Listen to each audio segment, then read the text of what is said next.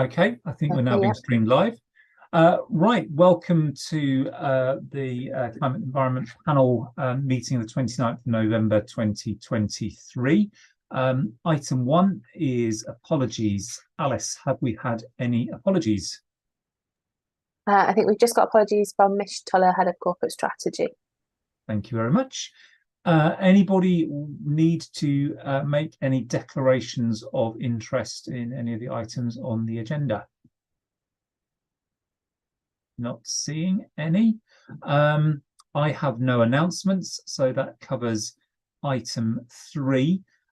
Catherine, as the only panel member currently present, so you can veto this, but I'm going to suggest that we take the substantive items 7, 8, and 9 to allow the cabinet members and officers in attendance to do their thing and then get away, and then we can pick up the administrative items at the end. And if there's anything on that you want to raise before you have to leave, please flag it just before you go, and we'll make sure we pick it up.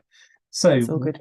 If that's okay, then we'll move to item 7 on the agenda, which is the Biodiversity Action Plan. I'd like to welcome Cabinet Member Councillor Chewe Mkonge and Chris Bell, who are going to lead us on this item. So Chewe, if I can ask you to introduce and then hand over to Chris at the point you see fit. Thank you very much, Chair. Obviously, I just want to thank Chris and obviously the whole staff who are involved in this review plan, and also my colleague Linda, who led this in 2020, and Thomas as well. As you can see from the action plan, we have done a lot, and actually to just take you to Appendix B, just to summarize, there are only a few things that we haven't progressed, either due to lack of funding or there's something that has been found. Other actions have been completed or ongoing. What I assume, not assume, what I believe is actually good news. I'll hand this now to Chris to talk to it further. Thank you. Yes, good evening, everyone. So I authored the report and the action plan, and the aim of this report was partly to set out where we are and to sort of hopefully demonstrate that we knew what we were doing. But also, I think that there is quite a lot of aspiration out there, but it was really important to try and bring this to the ground to ensure that things are actually identified, sites are identified, and projects are identified, so we actually deliver real things on the ground. I think there's quite a lot of sort of concept and well-meaning stuff out there that doesn't actually deliver. So so I'm very pleased to say that yes, that we've progressed quite well against the action plan. A number of the aims that we achieved and site-specific things. I think there are more sort of fundamental things still that we need to work on. The grass cutting across the city, I think that's still open for debate, and lots of we need to think more carefully about how we progress that. I think there's a bit of a notion that a one size fits all, and that's very definitely not the case when it comes to grass management. Yeah, so I'm happy to take any questions, really. Right. So oh, I've got a, is that gone now? Yeah, good. Sorry, there was an echo from somewhere. I think that wasn't my phone joining in or something. Right. I think just sort of structure the debate a little bit before I call on Catherine and Emily to pitch in. What we have in front of us is an action plan for parks and nature areas. So let's stick to parks and nature areas and not veer off into something that's not a park and a nature area. And we're also reviewing the action plan in the sense of here are a set of actions and there's some really detailed responses. And as both speakers have said, the majority have been completed successfully, and some of those which haven't been completed successfully were possibly because they were undeliverable or not wanted or whatever. So I'm thinking we want to review the action plan a little bit, but probably start to think about going forward and how we take things from there in this discrete area. So if we can stick to parks and nature areas, and I'm quite happy to have broad brushstroke comments and try and minimize narrowly focused ones on particular schemes. So over to Catherine and Emily in whatever order you choose to unmute and speak. Chris, could I just get you to give us high level, because obviously some things are more important than others. Could you give us the 3 things that you think that we've delivered that have really been the most impactful as per the plan, and maybe the areas that we are still working on or / are behind, but just in terms of the impact? I know there's a lot of different things behind it. You know, I've read the document, but just, yeah, does that make sense? Could you give me the three successes and the 3 that we really need to focus on more going forward? Yeah, okay. So I think the grass management, there's been this obsession with grass cutting for a generation, quite honestly. And you know, we've not only is there a sort of general review of the sort of areas like verges, but also specific meadow restoration projects, and that's been surprisingly successful. A typical one would be the Showman's Field opposite Court Place Farm, which is where the Oxford City Ground is. That was an ancient ridge and furrow meadow that had been sort of mown to death for 40 years. And just by stop mowing it, it became a very species-rich meadow in a very fairly short space of time. So that seed bank was still there. I think it helps that it was, I've forgotten the word, underwater for most of that time. So it's maintained the seed bank very well. And just the general maintenance of grass to ensure that there are different levels of grass. We mustn't get onto the other way of thinking that, you know, that all short grass is bad. So that perhaps ties into both of them. There is a good one and a bad one here. Great that we've had the change, but we are not, we need a lot more work on this for different reasons. There are reasons not to have long grass.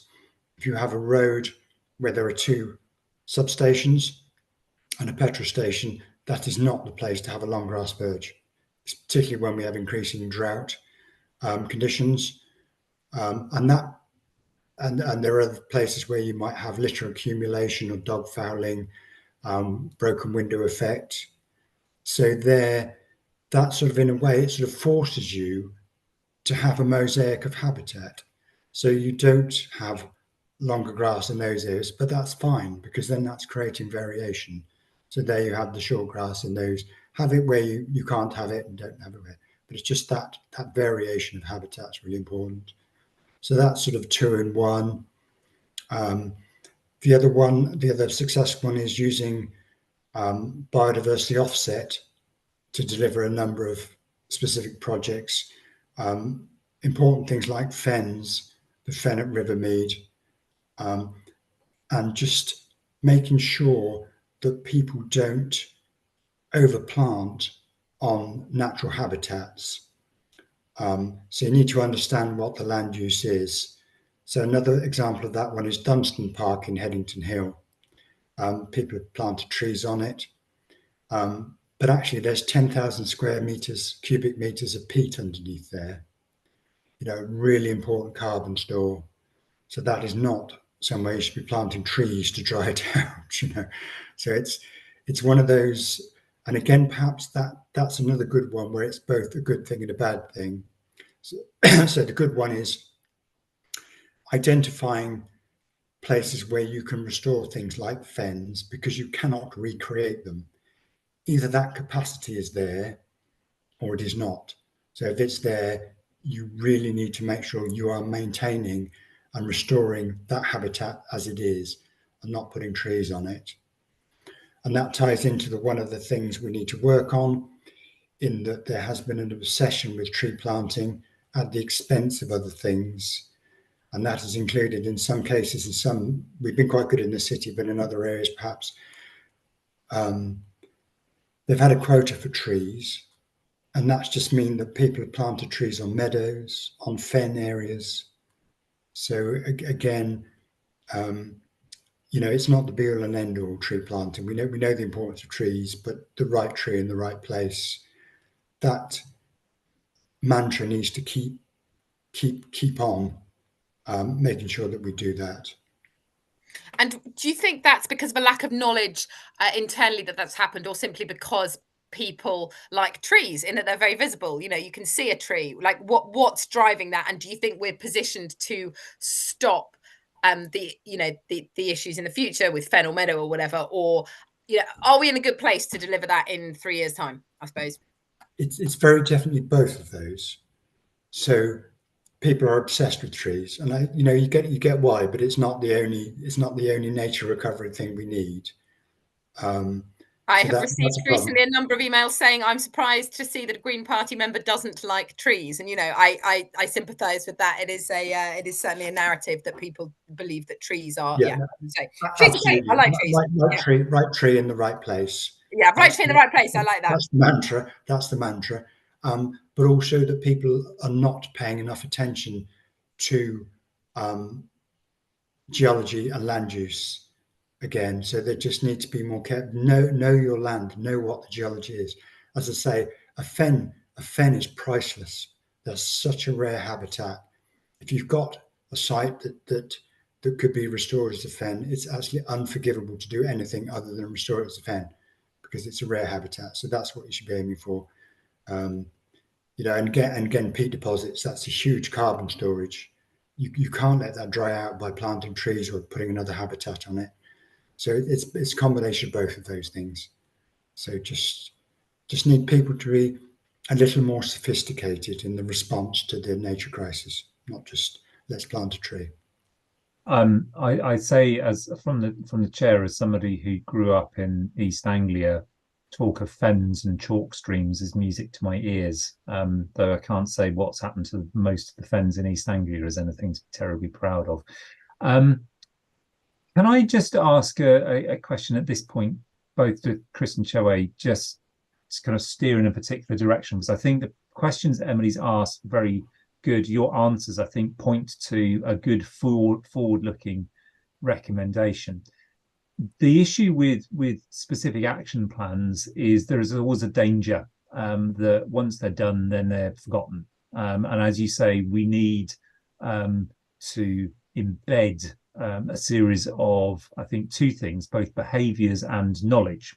So knowledge of where particular habitats are and what's appropriate to plant on them, and then behaviours to ensure that those the logical next steps of that, so the preservation, enhancement, restoration of fens and meadows, tree planting where it's appropriate, right tree, right place, but mainstreaming this within the way we manage our parks and green spaces, because what we can't have it is as an add-on, I guess, because the danger is the add-on. The traditional thing is councillors decide they're keen on something, they appoint a tree officer, the tree officer's got funding for 3 years, the tree officer plants trees, then the tree officer leaves, and nothing's changed other than there's some trees which may or may not be in the right place. What we need is to ensure that the way we manage these spaces is permanently better as a result of these exercises. So my question, and then I'll take Catherine's once you've answered, is how do we go about mainstreaming the lessons of these projects and the kinds of things which I think we'd all agree with that you've just raised, and how do we ensure that, particularly in a situation where we have the council as a client and then ODS currently as a contractor, how do we ensure that those lessons are learnt and delivered within the contractual arrangement, as it were? Should we have a contractual arrangement that's based on outputs, so biodiversity gain, rather than inputs, number of times the playing field is cut, that kind of thing? So that's quite a broad thing, but you see what I'm heading. I would say that we're actually in a very lucky place there, in that we have this in-house intelligent trading arm The people there have been managing these sites for years and years. They've got very good in-depth knowledge. And, you know, if we had an external company managing these habitats, I would say probably not half the work that goes on would be done, because that it wouldn't be in their interest to do that. They would just be after profit. So I would say a lot of the motivation, a lot of the stuff comes from ODS. I mean, we obviously work together to ensure that the habitats are managed correctly, but there is a huge body of knowledge and sort of motivation, passion from ODS, from the people within ODS themselves around managing habitats. So, you know, having this monopoly has its challenges, but in terms of biodiversity, it's a huge advantage in terms of habitat management. I think we might, that's good to hear, but I think we might come back to that, because I think there's probably a couple of elements which I'd like to kind of be specific about. I'm going to take Catherine and see whether we circle around it a bit more, and then so Catherine, and then Chewe and Chris answer that in whichever order you want to go. So Catherine. Thank you. So just reflecting on that point before I come to my question, I mean, one thing to maybe come back to is whether or not there are specialist organisations out there that might be non-profit, for instance, but just have real deep expertise in a specific habitat or ecosystem. Yeah, maybe there's someone that's really specialist in fens, or a specialist on a particular type of creature that we're trying to encourage within a habitat. Yeah, just I don't want us to dismiss partnership working with other organisations that have that specialism. So do you think there's a role for that? I know that there are some charitable organisations that play that role in managing some of the green space around the city. But my question to you is around the database, which I understand it was referred to as being developed to highlight where there are opportunities or potential sites owned by the council which can be offered to developers for this habitat offset requirement. And so, could you provide a bit of an update in that, and how that then also links to the action plan going forward? Because it would be useful to have those linkages if they are not being created. And to reflect on the third point on the database, so there's the database itself and then linkages to the action plan. But colleagues just mentioned about monitoring and evaluation around impact. And is there any space within that database to be doing any M&E of what has been achieved as well on specific sites, and linked more broadly to that action plan? Thank you. Yes, so in terms of the database isn't very extensive anymore, because they've actually been quite successful in linking up opportunities to biodiversity net gain. It's not an easy one. The new net gain is incredibly complicated. We're still working our way through the legalities of that, and it is pretty tricky. And some people are nervous about the fact that these things are ongoing for 30 years, that maintenance is ongoing for 30 years. So that's quite a commitment to do that. And there will be, I mean, in some cases there is some flexibility, in others they want to offset a particular type of habitat in a particular way. So we won't always have the opportunity to do that. And because we've been very successful and already have a lot of very well managed habitats, and managed in a way that's appropriate for those habitats, that means there is not huge opportunity to continue to do this. And I think that's quite important. I think people think that there is lots of blank canvas land just waiting to be transformed into sort of a new habitat, and that very much is not the case in the city. Certainly not in the case of our land. And I'm pleased to say it. I'd be worried if we weren't managing those habitats appropriately already. There's always capacity to do more. Where we struggle is for funding for things like cut and collect. If you're going to manage a meadow properly, you need to cut and collect. You can't just cut it. And green waste disposal is very expensive, so that's a problem. And identifying that resource and just the staffing resource. We own and manage such huge areas across the city. It's about 6 square kilometres of green space across the city. Staffing's increasingly tight. It's a challenge. So we also need to be careful not to promise things we cannot deliver. And it's maybe promising that we can deliver lots of specialist habitats. We already have a great link in with BBONT, Low Carbon Oxford. We have some great volunteer groups across the city who do a wide range of stuff, and we would struggle if we didn't have that in place. May I ask a follow-up, Alex, please, just on the funding? Which one, sorry?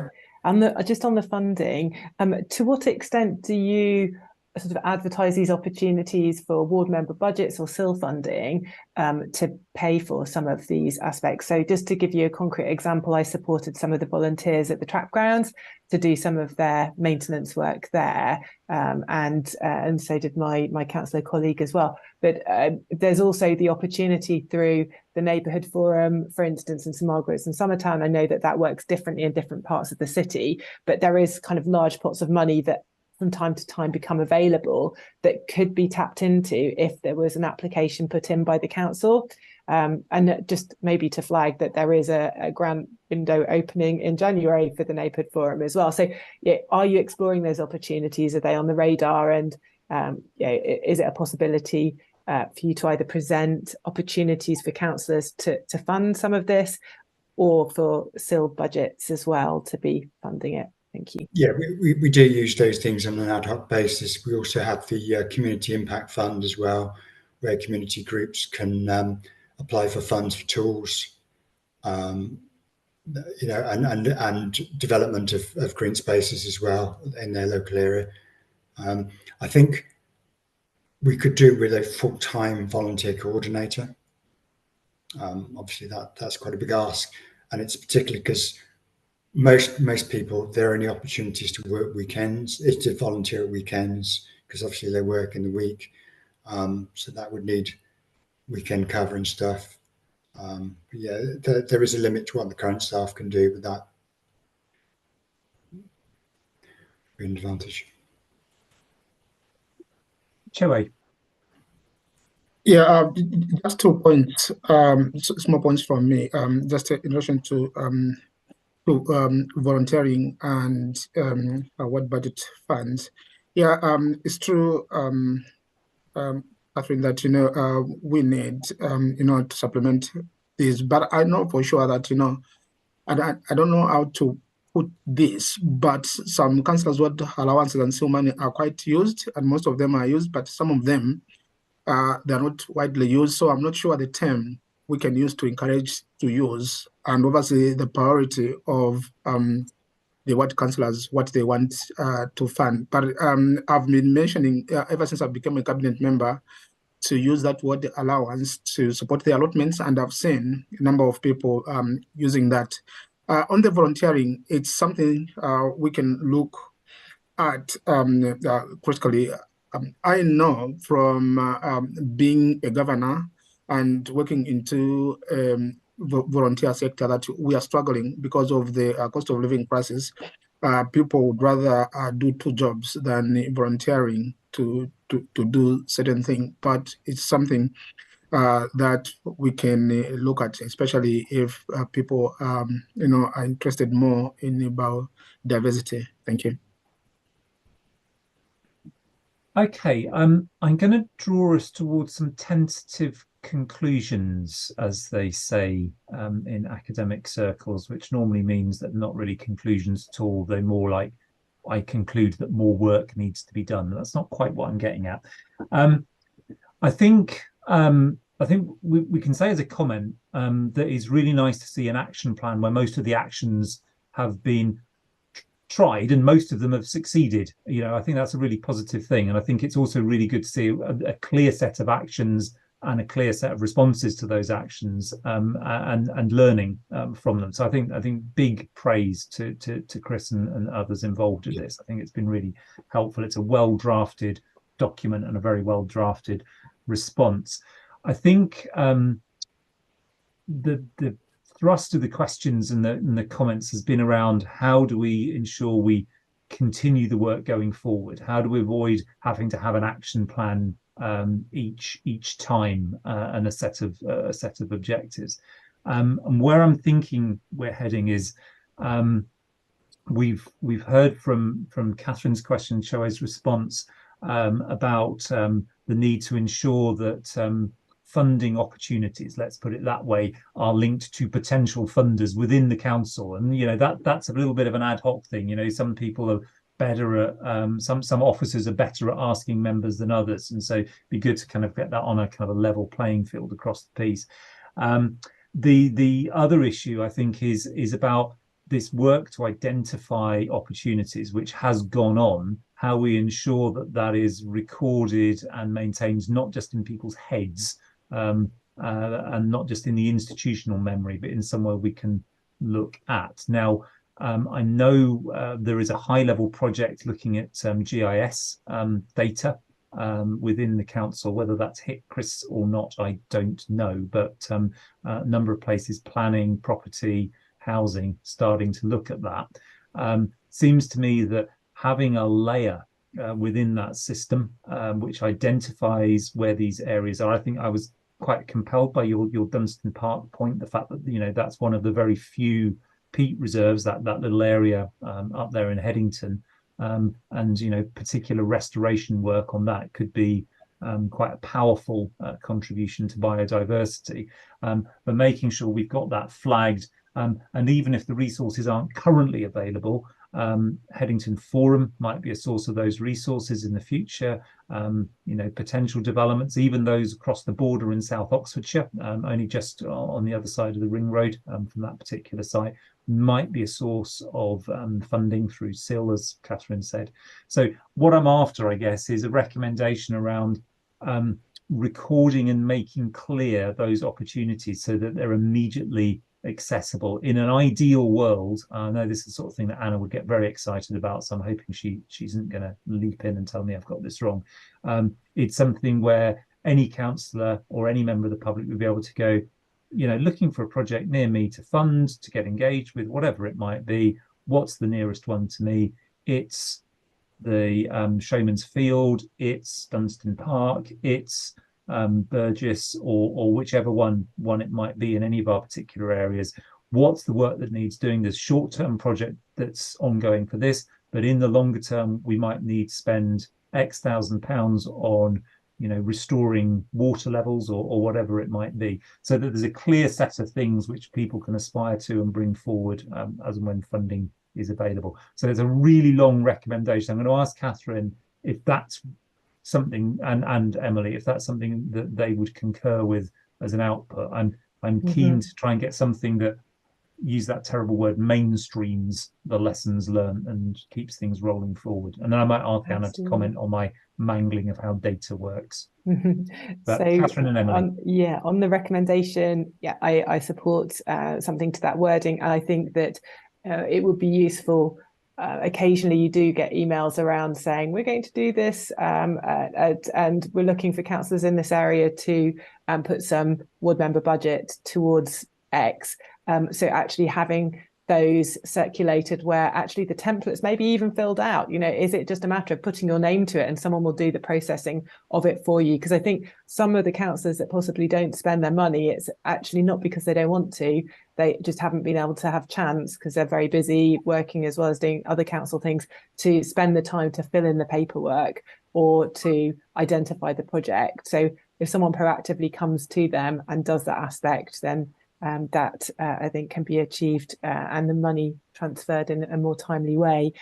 Just on the data point with GIS, something that we haven't talked about but is mentioned in the action plan is around collaboration with the county, and that there are certain things whereas this opportunity to, or there's a necessity to work together because of ownership issues. But I just wondered whether there's a scope that there's an innovation hub at county. I can't remember what their title is, but if we're talking about data modelling and GIS and that sort of thing, are they connected with city colleagues to look at biodiversity type data and how that is being modelled, for instance? So I guess that's a question, but there could be a recommendation around collaboration there. if that's needed. Yeah, so certainly some kind of one public estate sector, and there's also possibilities of work being done by both universities and other research institutes, which might be interesting. Soils are deeply under researched, and as an allotment holder, I'm very keen on soils. So Emily, sorry. Sorry. Yeah, actually, my question was also about collaboration, which is how do we view the kind of joint work that's done with the university in this? I can't see any joint, like for example, Angel and Greyhound Meadow, that kind of thing. Is that, do we manage those separately, or why are there no joint university sites in here? Was my other question. I think it's because it's sites that we own. Is that was what we were focusing on this. So it's things that we own.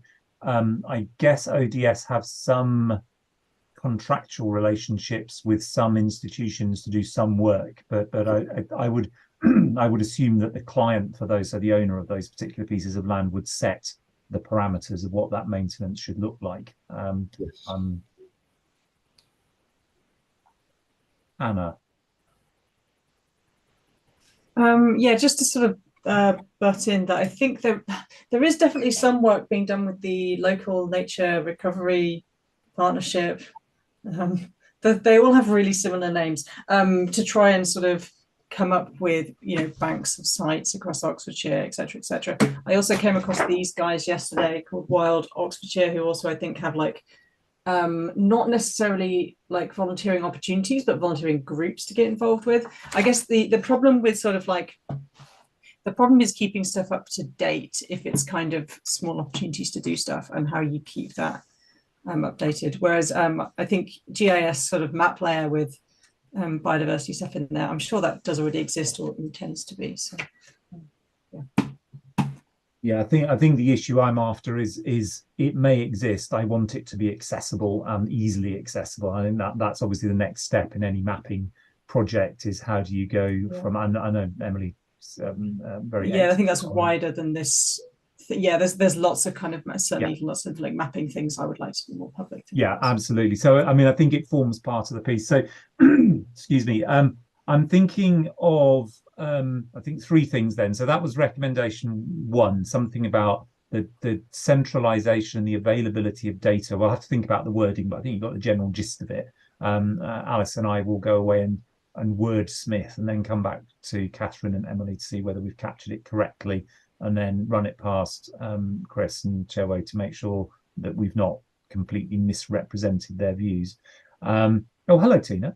I'll call you in a second. And the second element is one that Chris raised. I slightly feel that as a panel, we should probably bounce this back into Chris and Chewe's court, which they'd probably not be vastly pleased about. But on volunteer coordination, probably quite an important thing to think about how we can mainstream that. So I did hear the words additional resource to manage volunteers. I'm saying, what can you do with what resource you currently have? I appreciate that the eventual response might be nothing, but I'm kind of posing the challenge. I think as a scrutiny panel, that's legitimate. And then the final thought is just in terms of how we set the objectives, just in that client-contractor relationship. I think Chris gave a very good description of how positive the current relationship is. I'd be interested to know about what we actually say as a council, as a client to ODS. Do we say manage these sites in a particular way, or do we specify outputs, as in we'd like enhanced biodiversity to give them that flexibility? So how prescriptive is that contractual arrangement? I'm just not aware of how the parks contracts work. So maybe Chris, if you could just comment on that, and then we could decide whether that's a viable recommendation or not. Yeah, it's not so prescriptive. So there are, in a way, you could say that there's quite a lot of expertise within ODS, and you wonder whether originally when the split came, whether that should have come to the city council. But it works fine.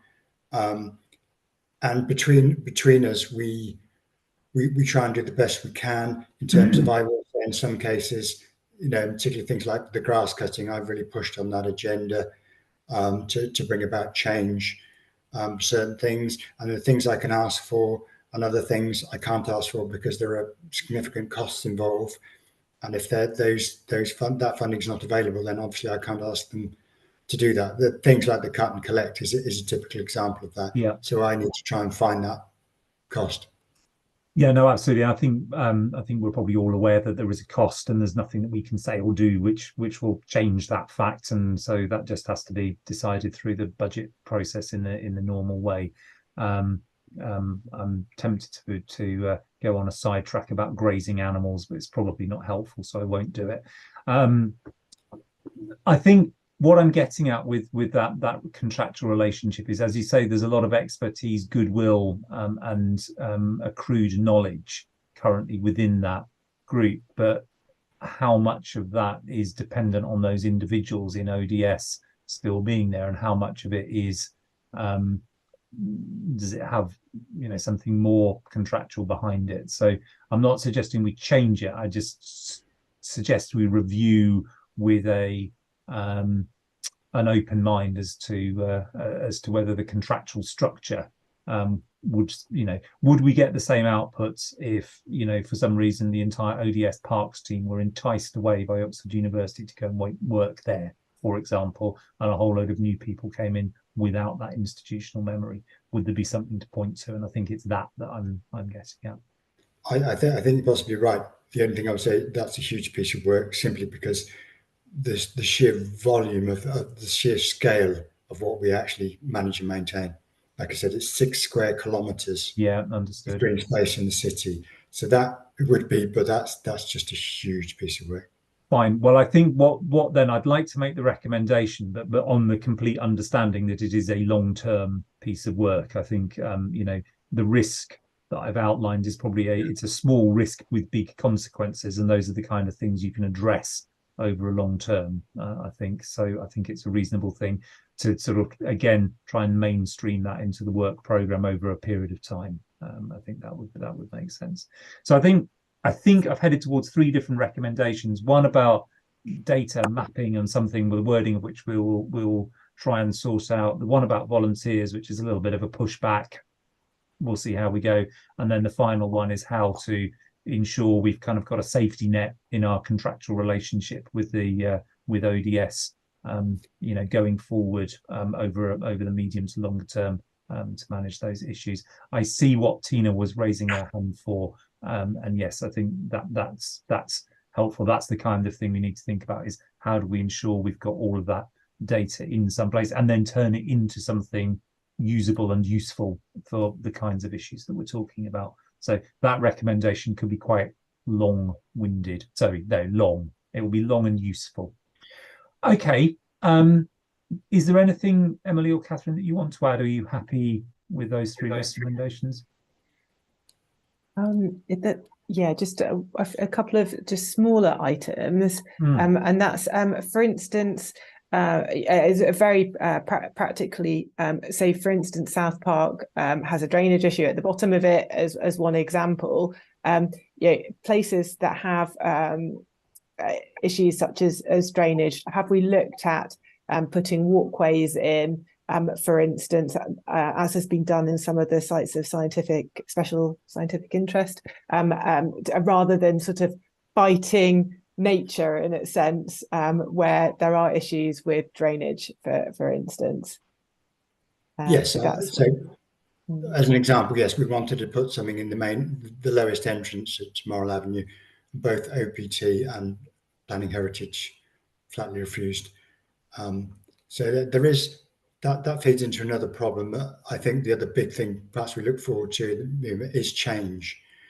There is a climate crisis and an ecology crisis, and it requires change. There is huge capacity to green up boundaries. So instead of having the huge carbon footprint and cost of having railings, we have hedges, which don't take away from the environment, that give back. And that, in some cases, that is going to require change. Some people are wedded to railings and things, but that's an easy win. I think boundaries in general are a really important one. There is very limited capacity to plant significant numbers of trees in Oxford because the land is so precious. There are lots of boundaries. If you can green up all those boundaries, that's big scale stuff. Thank you, Chris. And actually, it's fantastic that you mentioned that, because actually it comes on to one point, which is about questioning some of the assumptions that we use. So just very practically, there was one point around Alexandra Park, which is alongside my ward, although not in it. And there was a point about climbing plants, and it was not deemed viable because there needs to be retained access to a historic wall to monitor its condition. Or, you know, as you're rightly saying, we have a climate and a biodiversity crisis. We've got a global biodiversity framework, which we have an action plan, which we have, like, as a country committed to as well. And that translates to local level.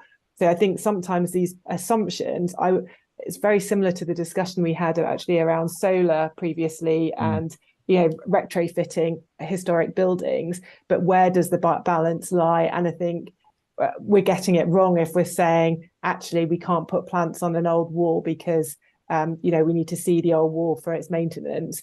Let them grow, I would say, and I think you can probably see through the plants. And also the other point that I wanted to say was that we said at the beginning we didn't want to talk about areas that at the moment aren't parks and green spaces, but are economic centres. So Summertown shops, for instance, we've been looking at places where to plant bulbs. There's nowhere to plant them. It's all concrete. And so actually, I think maybe where there is space that could become green space through adding hedges, because there are spaces where hedges could be added there, we need to think about that. And so, you know, is there a plan to look beyond our existing parks and green spaces with any actions going forward? Because I would recommend we do look at spaces like that for green. Okay, I'm try and think about how to frame that, because I mean, this is an action plan on specific places, and you know, we could all loop off into all sorts of things if we just incorporate the entire city into it. I think the point about boundaries is well made. I'm trying to think how we would frame that recommendation. It would need to be something like, because a lot of those decisions might be in specific. South Park's got its own action plan, for example, and a whole load of complications and difficulties with doing anything there.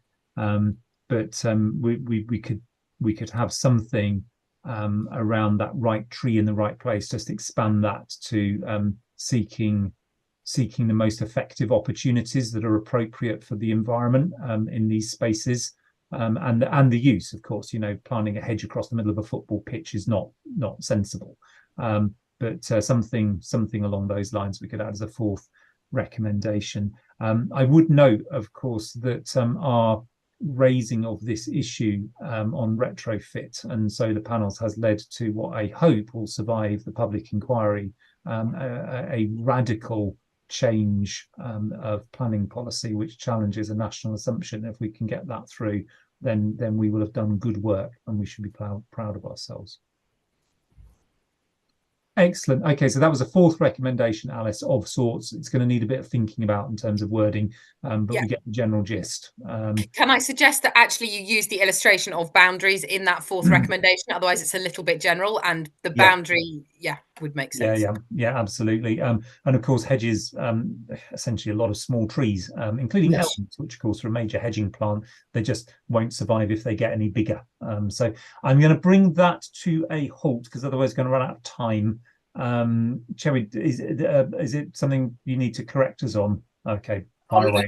Just a clarification, and just probably something to note on the fourth recommendation, because we are talking on the sites that we own. If you talk about boundaries, then in instance, I allude to all the boundaries in Oxford. So I just wanted to just add No, we're very much sticking to the remit of the action plan, which is things we own and manage.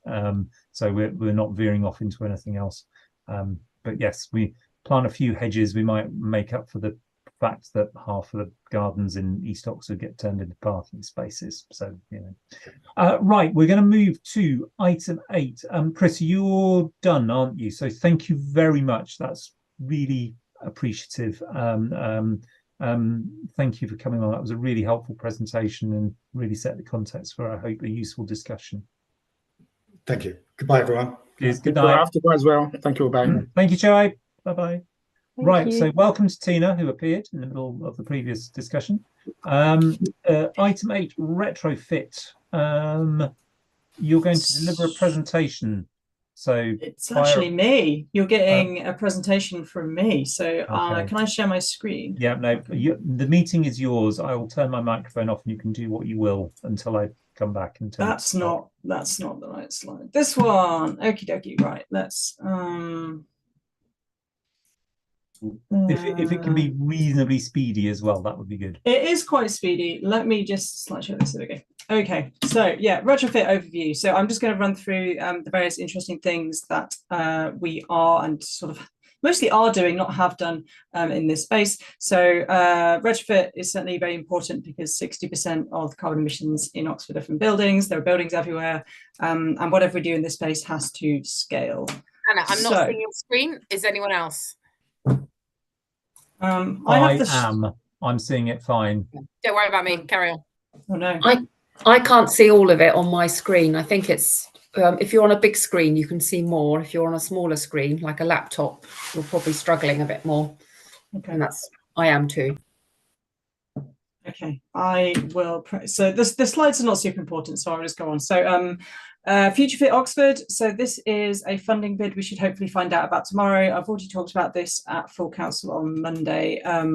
But yeah, this is around smart retrofit. So sort of houses as more of a like retrofitting houses to be sort of in more of a system with the grid rather than just, you know, putting in an air source heat pump and walking away. There's also a nice piece in there around carbon insetting, and yes, hopefully we will find out tomorrow if we have the funding for that.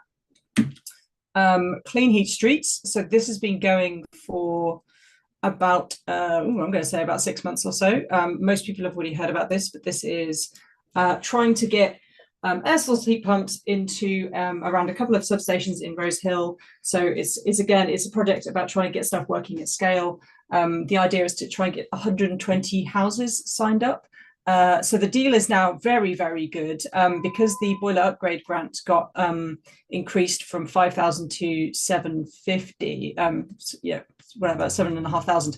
You basically means you get a heat pump installed for around 400 quid, I think now, in Clean Heat Streets, which is an unbeatable deal. So I think there's already been 9 installed, one of which you can see here. They've also now organised a cheaper electricity tariff for the people involved, which means you get half price electricity for a year.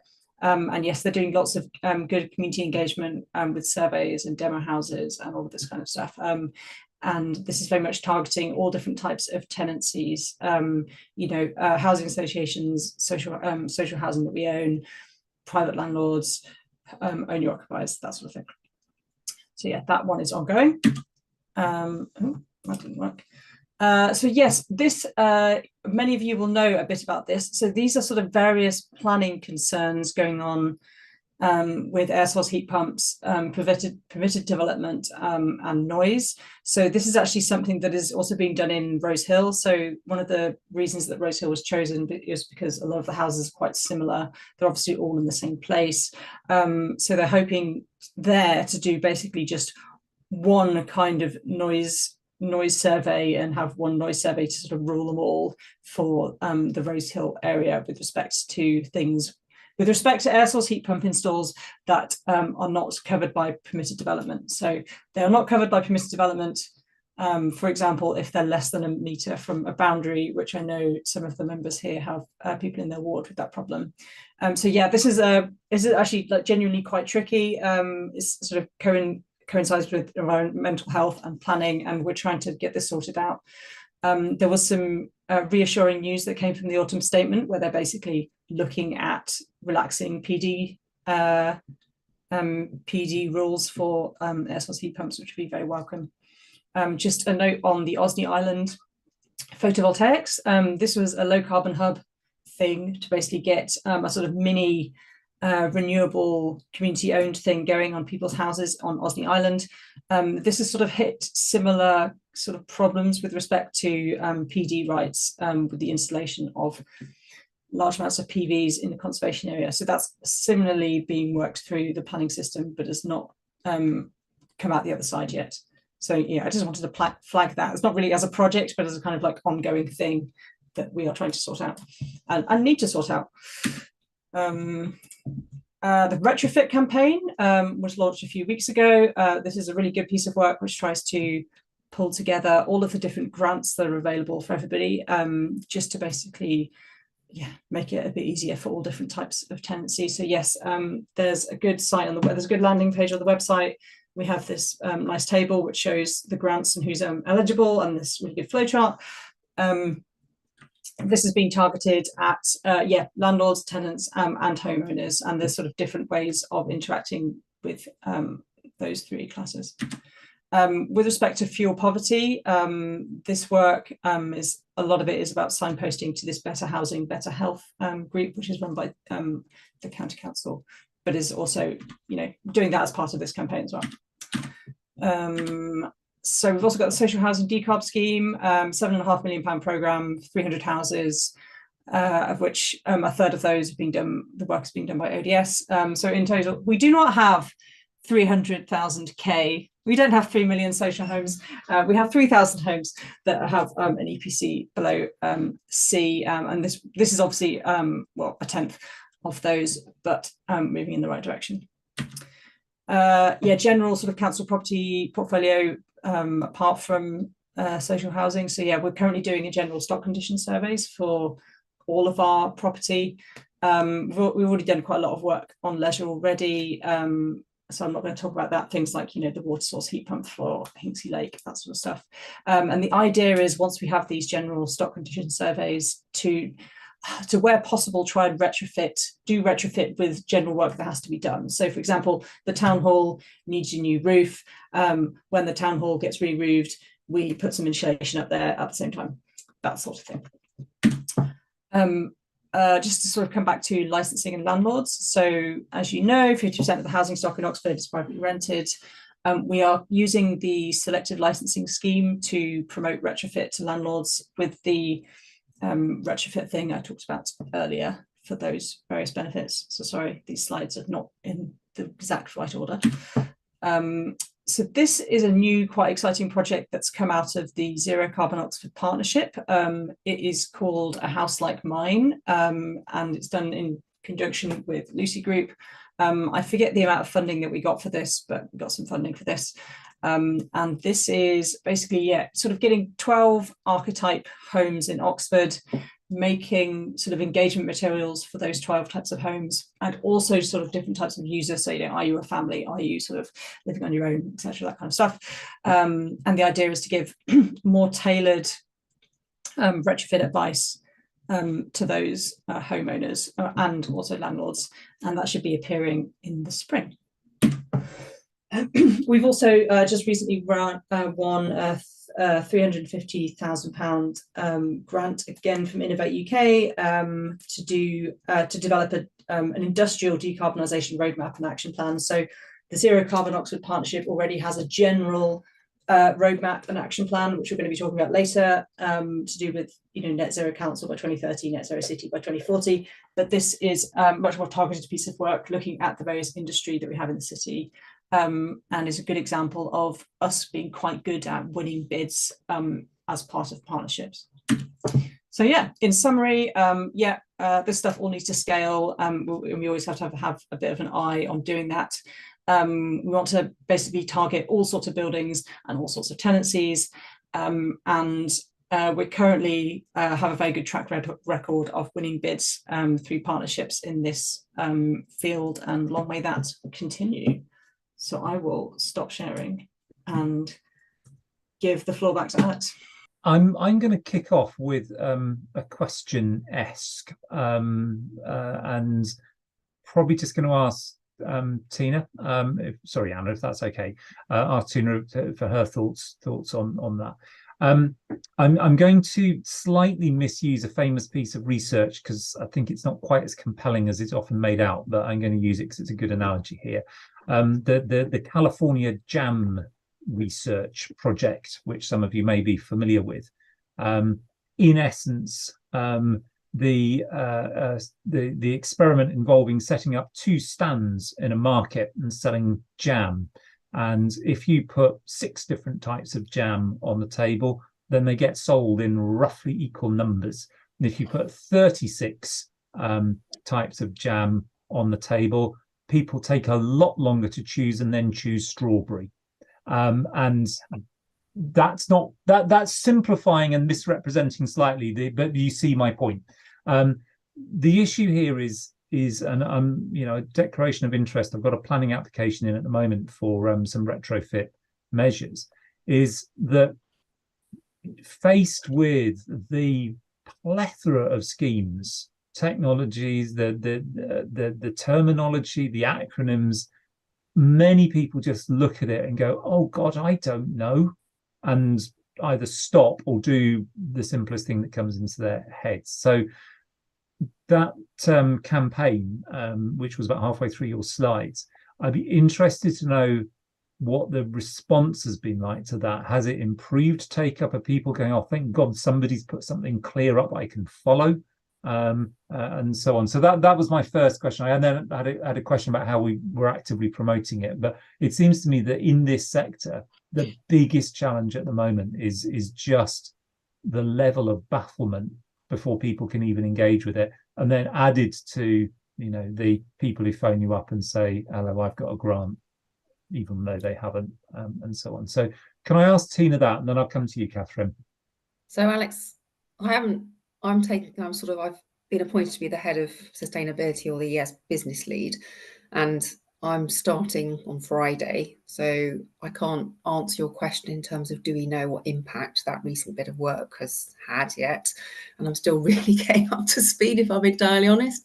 But what I would do is totally agree with you that the level of complexity, I think of that just from the electric vehicle infrastructure work that we've been doing. It's incredibly complex. And I think for residents, when you're looking at solar PV, insulation, battery storage, and all those elements together, air source heat pumps, different forms of heating, and how you manage all of that with a single system potentially, or how you integrate all of that, is incredibly complicated. So I guess that's one of the benefits of doing a project, or hopefully getting this Future Fit or the FOX project in the next round of it, because hopefully we can spend a lot more time looking at how we can simplify that for people and make it easier for people. Been doing a little bit of work with some of the other districts, talking about some schemes that they've done where they have worked with some solar providers, particularly who are doing sort of larger scale solar provision. So just solar in its own as such, but also almost accrediting or looking at some of the providers just to make it simpler and easier for people, so that they at least understand that provider has got some kind of, almost not exactly rubber stamping, but the local authorities work with them, understands that they've got enough money behind them that they believe they can deliver to the right kind of standards. So I think there's potentially things that we can look at in that area as well. But at the moment, yeah, but it is a very complex area, to answer your question. Yeah. But thank you, Catherine. Yeah, so 3 parts to my question, or maybe they're 3 questions. But the first is, do you maintain kind of a list of community groups or areas within the city where there are clusters of residents that want to work together on a community retrofit scheme? So Hayfield Road residents, for instance, have been working really hard on looking at community solar. They've come against some difficulties because of being in a conservation area, but they're really engaged and keen and want to do it, but it's kind of ended up even for them in a too difficult pile, and so can we maintain a list if we don't already have one? The second is around I think we've just heard, Christina, thank you for saying that you're learning from what's being done in other districts. That's great to hear. But here in the city, we know, for instance, some of the listed buildings that the university own have already been doing some retrofit. So have we been gathering lessons learned from them? So Wolfson College is a great example in my ward, where they've been doing some excellent measures to retrofit their listed building. And so can we take what they've learned and apply it as sort of a peer exchange to the work that we're looking at for the town hall, for instance? And then finally, it's around solar tiles. If you go to some countries, a lot of houses already have the tiles rather than having to put PVs actually onto the roof itself. And as people are changing their roofs, updating them because they're leaking. You know, are we looking at that as a solution and encouraging residents, landlords to just use that? I don't know the merits of using that over solar tiles, but I do know that by Hayford Hill, some of the houses themselves look like I think they've got them embedded. I could be wrong, but yeah, is that looked at? Thank you. So, Catherine, Anna or Tina, feel free to answer as you see fit. I don't mind. Anna, do you want to go first, and then I can add in, or shall I go first? What would you prefer? I didn't write them down. Oh, so I'll start, and then you can chip in. So, community action groups. Again, Catherine, I'm still getting up to speed. So my understanding is that Tom Carude, who works in our team, is probably the closest link to that. We do try and reach out to the community as much as possible, but a lot of the work that we're doing is done centrally through the Low Carbon Hub, and then as much as we can on the periphery with community groups. So, but it is a really good idea to maintain a list, and so I'll check and see if we're doing that. I don't know the answer to that, so I'll go back and check. In terms of working with the uni, then that's what Zero Carbon Oxford Partnership set up to do. So everybody, that's the benefits and the delights of everybody working together and learning from each other, and the sort of sprint action groups that go ahead. So I'm sure there's a lot of learning we can share. They're obviously key partners on a lot of the retrofit work we're doing, and all of these external projects that we're looking to undertake, like Fox and Leon, they're a key partner on all of those. So we are sharing learning as much as possible. Whether we've taken key things that they've done in Wolfson and are going to apply them to the town hall, I don't know. So again, I can ask some of those questions. Certainly in terms of when we're looking at the public sector decarbonisation fund and other bits and elements in relation to that, then obviously we would share learning as much as we can across with Brooks and everybody else that's been able to sort of get into that funding, I guess. Solar tiles, I went to the solar and storage event at the NEC fairly recently myself, and I saw them, and an electrical contractor that I'd done some work with on the Energy Super of Oxford project was also saying what a great idea and concept he thought they were. So again, it's something that's quite novel to me, and I don't know how much knowledge we have in around that area. So we can come back to you and answer that question as much as we can. But sorry, I'm not able to be more, tell you any more than that at the moment. That's all right. Emily, did you want to come in on this? No. Okay. I think I'd like to make some helpful recommendations. I suspect they're ones you're already doing, so I hope they're not going to be too arduous. I think the recommendation that I want to start with is taking Anna's point about scaling up in her concluding slide, which is absolutely right. But I think I'd want to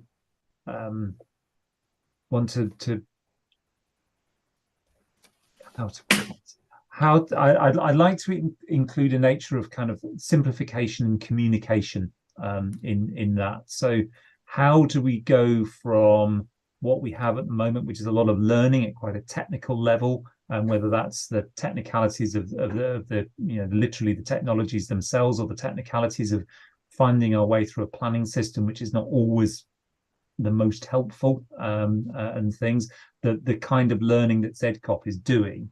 How do we turn that into something which is easy to communicate at scale? And I think that's probably a task that we've not quite cracked at the moment. I think the campaign is helping to do that, and I think it's a good step in the right direction.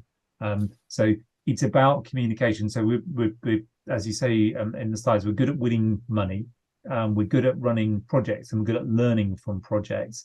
It's that mainstreaming, that's the word I was trying to avoid using because I've used it once already. How do we make it possible for 10,000 householders somewhere in Oxford to go, well, this is the solution set, this is how I roll it forward? And that might involve, going on to a second recommendation, things like looking at accreditation of suppliers / installers. I fully understand the risks around that, because it essentially puts a council imprint on something we are not doing, and therefore we need to be very careful for reputational reasons. Other councils have been badly caught out by backing installers who then run out of money and left people out of pocket, and a lot of ill will and potential legal action has followed. So I appreciate that, but I think it's about thinking about those kinds of things, and the intermediaries. So the Cozy Homes Oxfordshire, an existing intermediary declaring an interest. I use those when working up the scheme on my house. But have we got others that we'd want to steer people towards, and so on? So something about those two things. So something about simplification and communication, and something about at least examining the pros and cons of that kind of accreditation approach, and being open to the fact that you may come back and go, no, it's a really bad idea and we shouldn't do it. Catherine. Yeah, I think on the communication, it's the two-way communication. So recognizing that, so including within that the example of maintaining a list of interested community groups that are wanting to work together on applying some of this learning as well. And then on the accreditation, I do think it is like dangerous territory, but what would possibly be useful is having a list. They don't have to be accredited, but a list of those that you know who provide that service locally, even if they haven't been checked. There's a distinction between that and accrediting them. Absolutely. And so I think I would feel uncomfortable at that level of verifying their work, and I think that goes out of scope of our responsibilities as a council. But actually sharing information about who's in the market, that could be something that is valuable. Yeah, Cambridge City Council and Bath both have very good kind of online how to do this stuff guides, which we've talked about when we were talking about planning and the challenges of conservation areas. I think, you know, building on the work that those other councils have done, I think is probably quite important. So that two-way communication, as you say there, Catherine, is important. It's not just the council communicating out. The council also needs to be a recipient as well as a broadcaster. I think that's important. Are we happy with those two broad recommendations? The accreditation one won't use the word accreditation. It will use something terribly tentative, given where we are, just to see whether it's worth exploring. Excellent. Thank you, Anna and Tina, for that, particularly for the slides. Anna, much appreciated. I appreciate also that Catherine's got 7 minutes, so I'm going to go with complete haste to the Net Zero Master Plan, and I'm going to change the order of things. If you can put that screen up, and then I'm going to ask Catherine if she wants to ask anything on it. I know this is the wrong order, but this seems the most effective use of Catherine's time. My apologies that I have to go to this other meeting. So one thing on this, it's around whether the activity that's within it is a nice to have or relates to a statutory duty that we have as the council. Because I think, given that although that it's very important, everything we're doing about achieving net zero, we have limited resources that are available to us.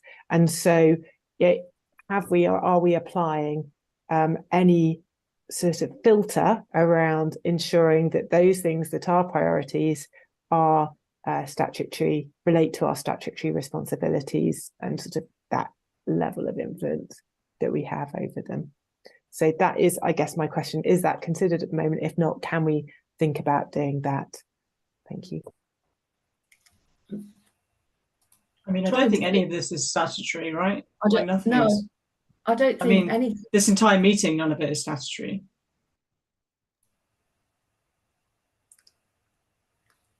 Well, in which case, let me reframe the question slightly then.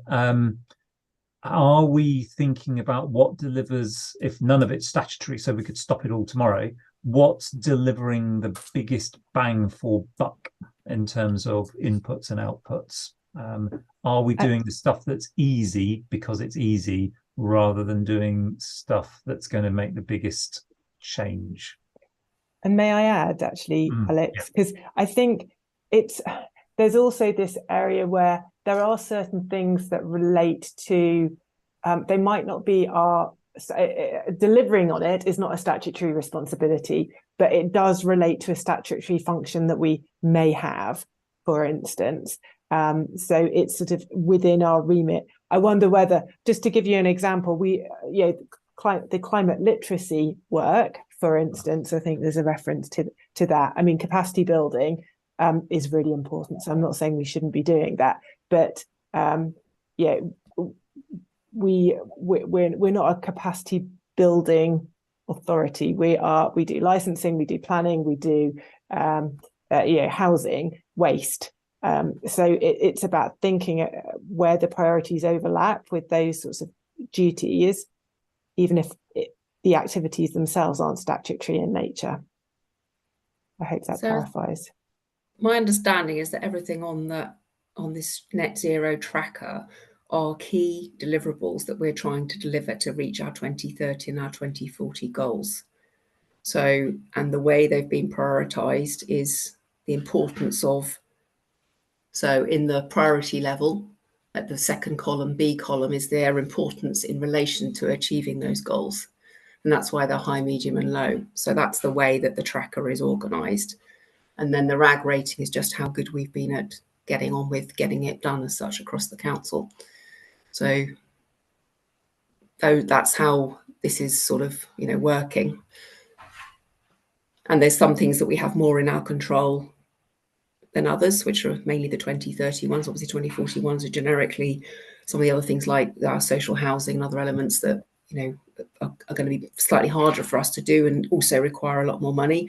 And I think there's also things in the 2030 where there are funding gaps and just also energy gaps and energy constraints that are going to make it hard for us to achieve our targets.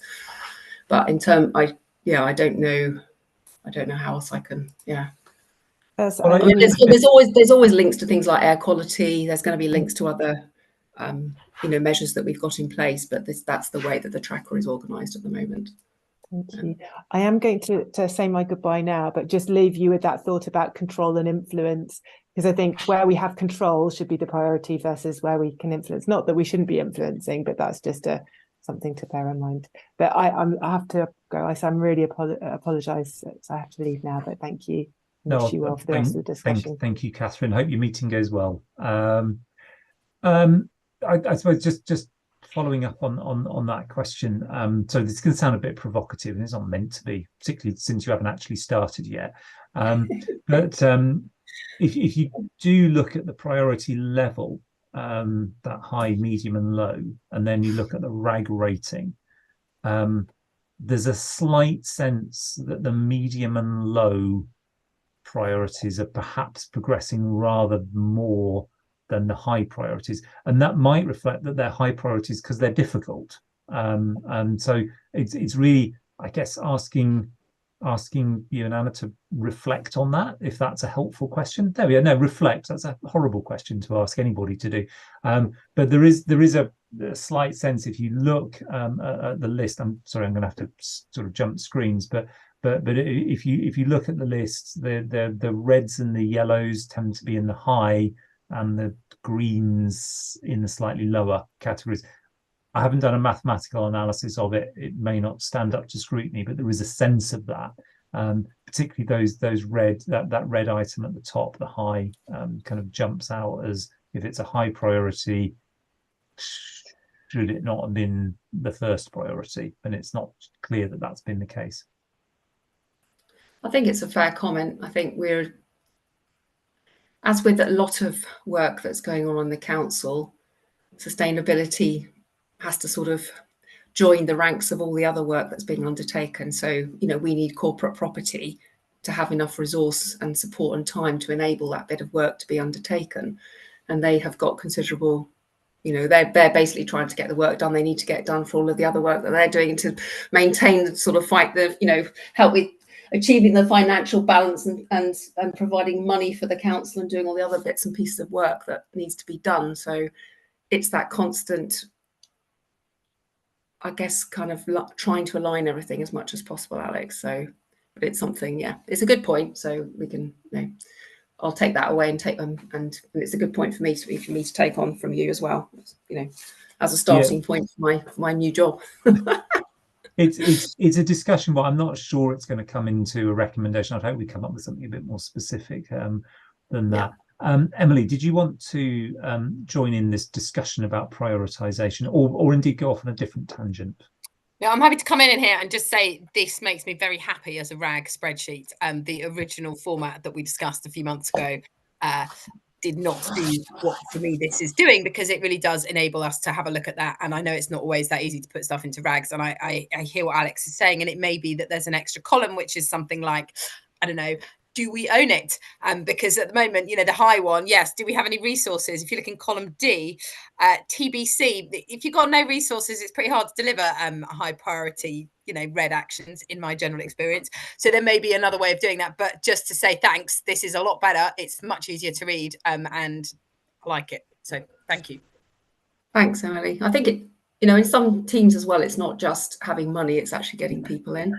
Oh yeah. You know, it's corporate property struggle with that a lot as well, getting people in, and often we're doing it on sort of contract wise, because the, you know, the general pay grades probably aren't enough to always encourage enough people to stay or whatever. So financing these positions can be quite difficult as well. So, but there is an agreed under the medium-term financial plan another person to go into corporate property team to work generically on specifically environmental sustainability work. So that should provide us with more capacity in that team as well to help enable some of these things to take them forward.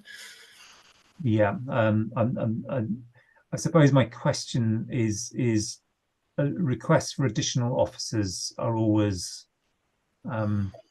they sound reassuring, but I mean, I think on a day when another council's issued a section 114 notice and many other councils are signalling financial distress, I don't think we can assume that Oxford's going to be entirely immune from that. I don't think we're in that situation, because we aren't facing the adult social services problem, but we are facing the homelessness costs problem that other councils are facing.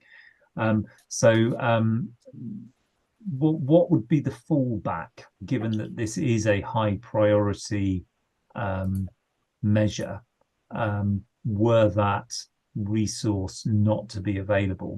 What alternative strategies could we pursue, and what would be falling by the wayside? You know, what existing work would have to fall by the wayside in order to prioritize this?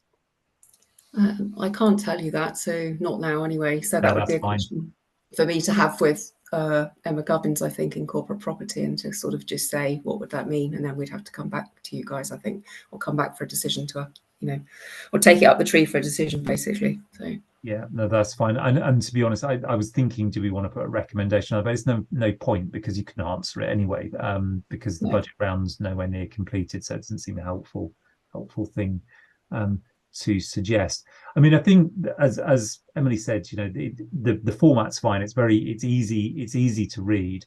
I think it does make that overarching action at the top.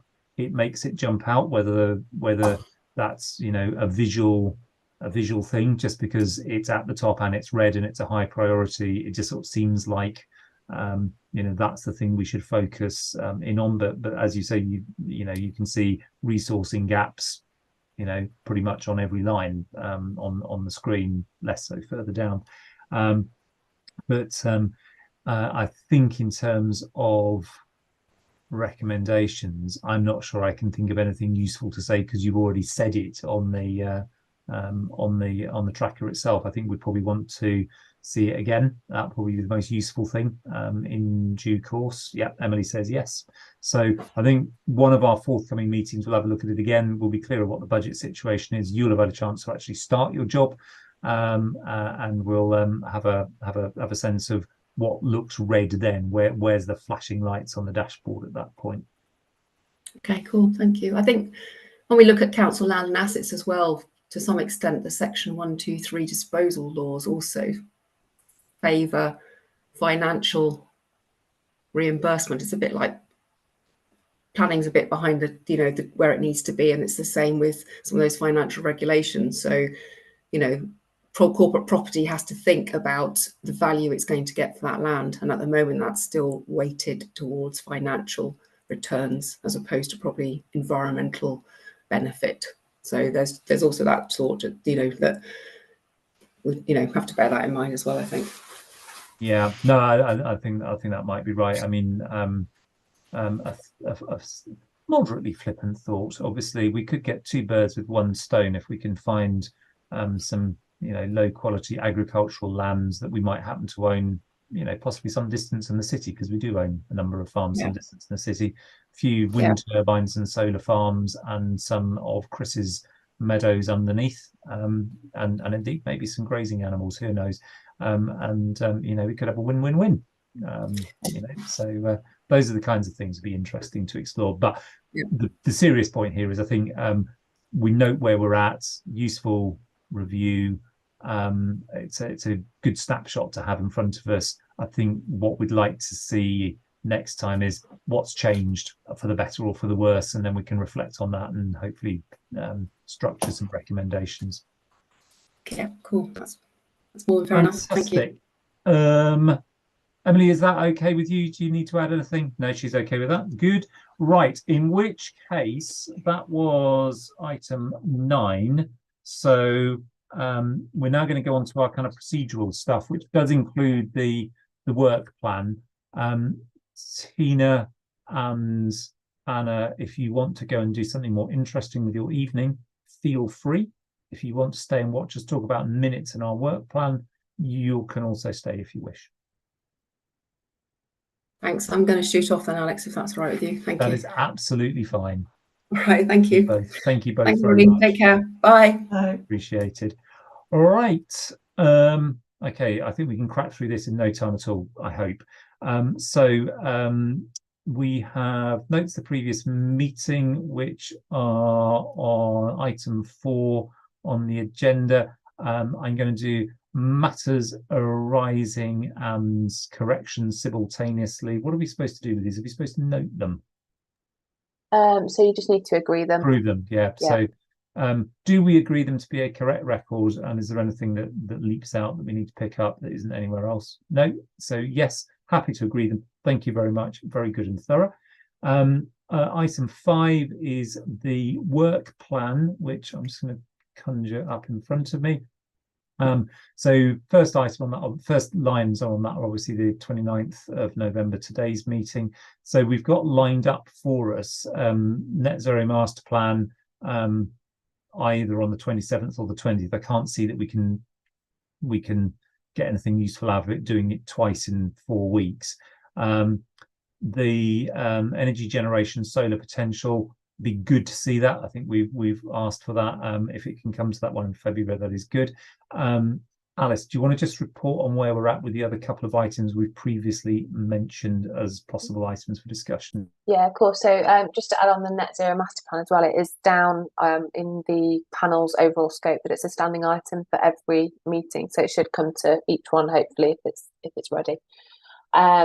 And just to note that I'll continue to look at the forward plan, and if there's any timely cabinet reports, those will automatically come onto the agenda if there's anything relevant when the panel meets.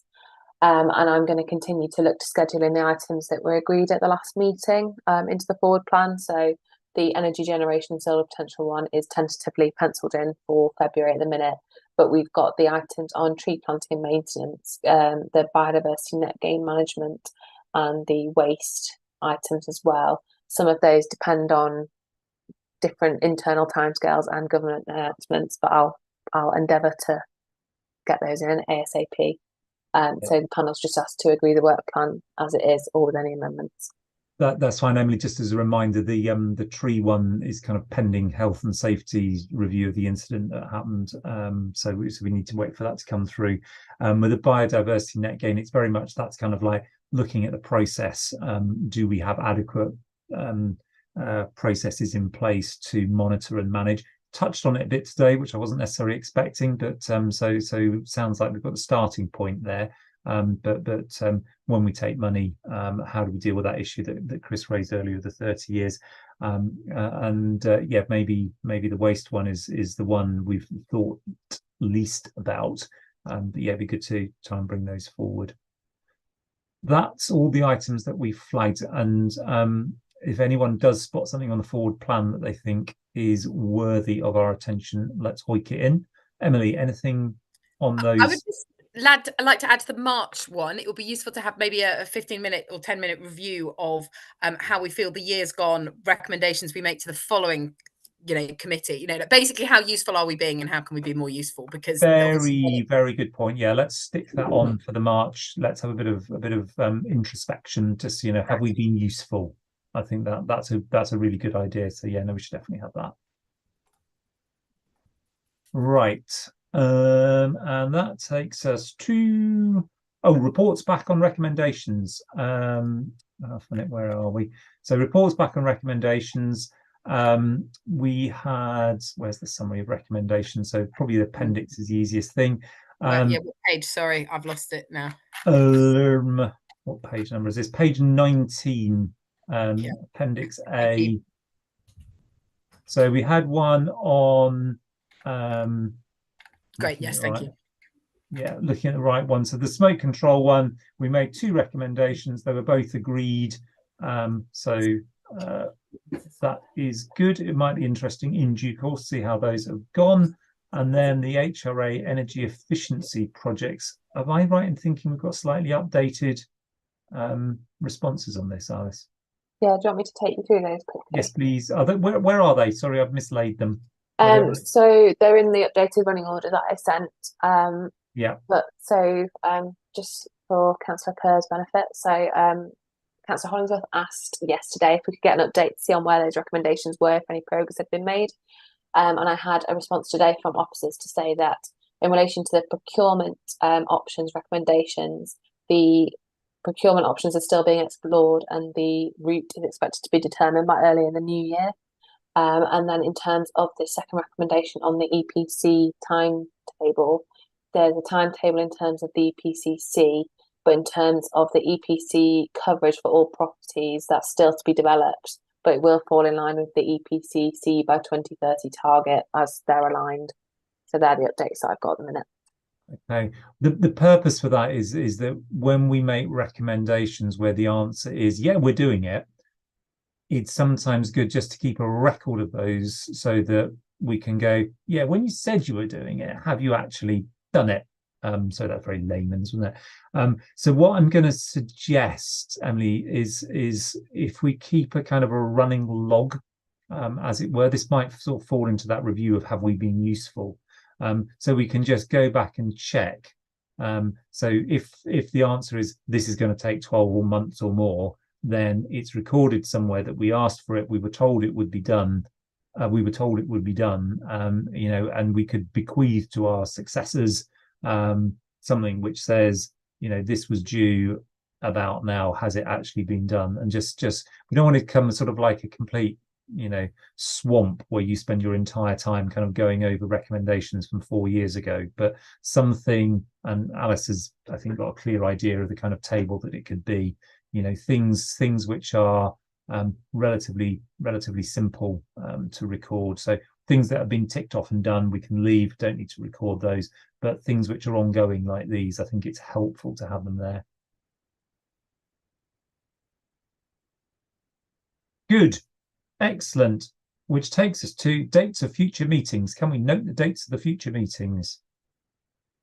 Noted. We are done. Thank you all very much. I know all seems a bit silly when there's only 3 of us left. Great sharing. Good time. Yeah, agreed. Thank you. And we're finished at